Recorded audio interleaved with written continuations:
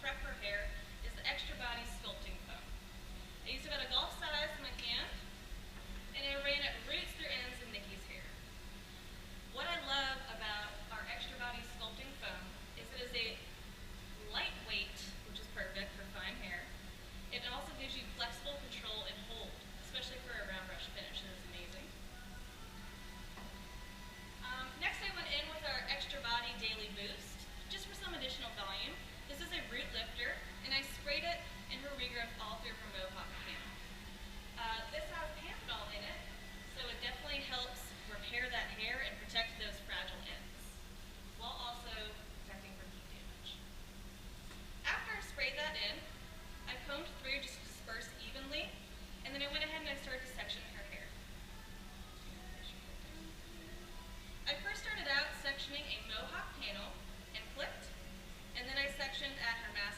section line on both sides. And then up the back, I did a brick lay pattern. And then it was time to start my blow dry. For my tools for my blow dry, I have chosen our Express Ion tools and brushes. Now, this all has the Express Ion complex in it.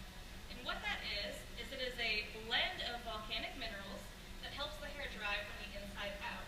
What this does is it prevents further damage from the hair and keeps it in a healthier state. So for my dryer, I've chosen our Express Ion Dry Plus.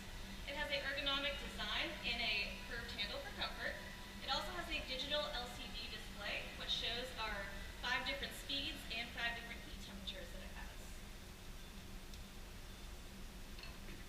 For my round brush, I have chosen our Express Ion Curl collection. Express Ion Round collection. It comes in 4 different sizes. I have chosen large just based upon the overall look that we want to give Nikki today. I started with my blow dry in her mohawk panel. I used an on-base technique and pattern. So I over-directed her hair into the front and back, creating a C-shaped pattern just to give her max volume. When you're dealing with a round brush technique, you always want to have max volume in the mohawk area. So I continued that with about 3 sections on her mohawk, all over-directing back, creating that C-shaped pattern, and then I set the curl with some clips. After that, I moved to her sides. The biggest thing when you're doing a voluminous round brush is dispersing the volume evenly and correctly and proportionally.